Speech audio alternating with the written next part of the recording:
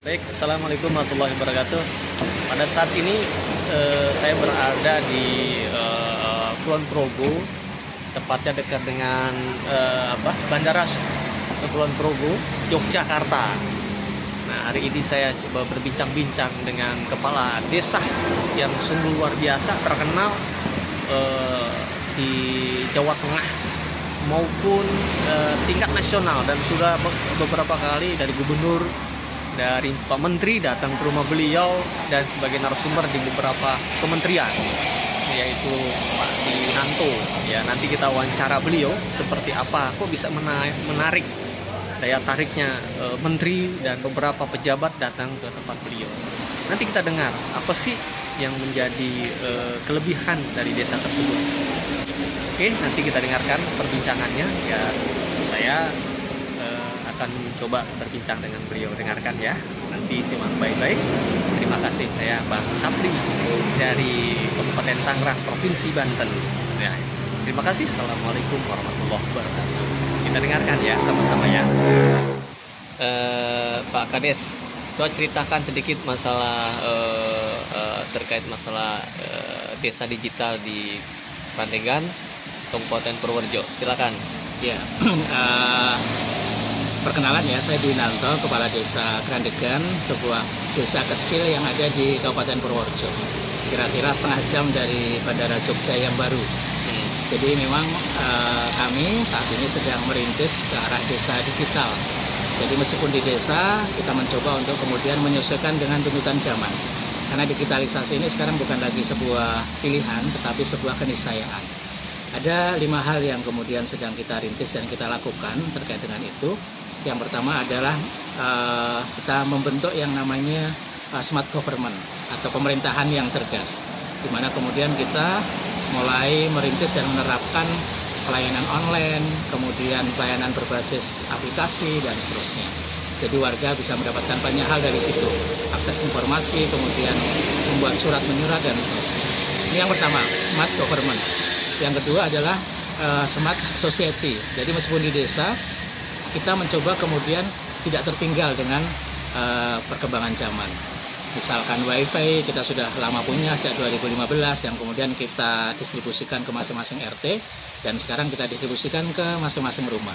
Jadi kita punya kabel fiber optik yang mengelilingi desa, yang itu mentransmisikan bandwidth internet baik secara gratis maupun berbayar melalui BUMDes. Smart Society. Kemudian yang ketiga adalah, sudah berapa banyak yang terpasang titiknya, Pak Kades? Ini yang sekarang ini sedang kita pasang on proses, ini kita 500 rumah target. Oh, luar biasa. Kemudian yang kedua ya, Smart Society. Yang ketiga adalah Smart Environment. Jadi kita mencoba untuk kemudian menerapkan aplikasi-aplikasi digital itu dalam lingkungan kita. Misalkan CCTV, dan salah satu hal yang paling penting bagi desa kami adalah early warning system banjir.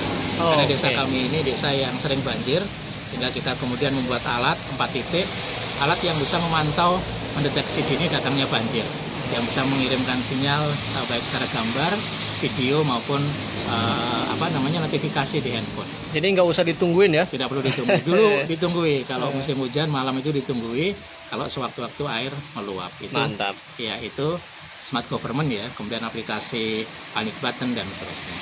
Kemudian yang keempat adalah smart economic. Kita sedang menyusun atau merintis ekonomi berbasis digital. Pandemi COVID-19 membuat perubahan di berbagai lini kehidupan, perilaku, dan gaya hidup masyarakat dengan cepat berubah bertransformasi ke arah digital. Untuk membantu warganya agar perekonomian tetap berjalan dan kehidupan sosial tak terganggu, pemerintah Desa Krandegan, Kecamatan Bayan, Kabupaten Purworejo, Jawa Tengah menelurkan berbagai inovasi.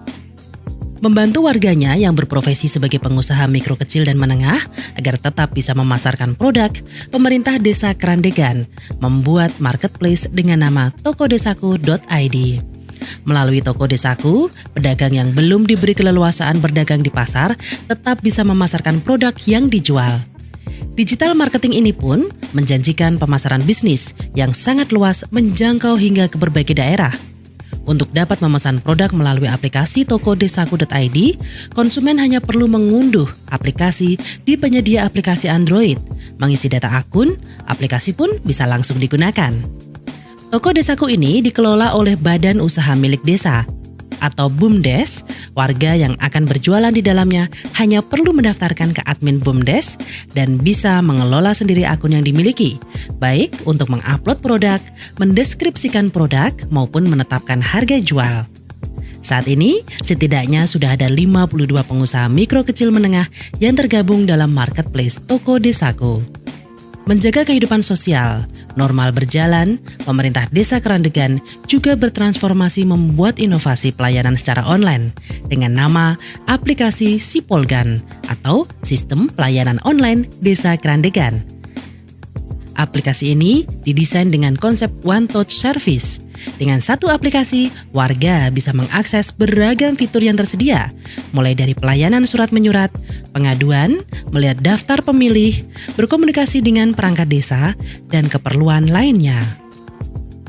Warga yang ingin mengurus aneka surat menyurat hanya perlu login menggunakan NIK dan nomor KTP. Data yang dikirim akan masuk ke sistem yang dikelola oleh admin di kantor desa dan akan segera ditindaklanjuti oleh petugas. Setelah selesai diproses, warga akan mendapatkan notifikasi surat yang diperlukan sudah siap dan bisa segera diambil di kantor desa atau diantar ke alamat warga yang bersangkutan. Akses transportasi yang kadang sulit diakses warganya lantaran letak geografis Desa Kerandegan yang berada di sedikit jauh dari pusat kota, membuat pemerintah Kota Kerandegan berinisiatif menyediakan aplikasi layanan transformasi yang bisa membantu mobilitas warganya, sekaligus membuka lapangan kerja bagi warga lainnya. Pemerintah Desa Kerandegan membuat aplikasi ojek bernama Ngojek Online atau Ngojol. Selain mengantarkan penumpang, layanan ini juga bisa dimanfaatkan untuk mengantarkan barang, berbelanja, membeli makanan, hingga layanan kesehatan. Mendukung warganya mendapatkan layanan internet, Pemdes Kerandegan juga menyediakan jaringan Wi-Fi. 8 tower internet didirikan dan tersebar di penjuru desa. Pandemi COVID-19 memang merontokkan sendi perekonomian dan merubah perilaku serta gaya hidup masyarakat. Namun, tantangan ini bisa diatasi dengan berbagai inovasi seperti yang dilakukan pemerintah Desa Kerandegan.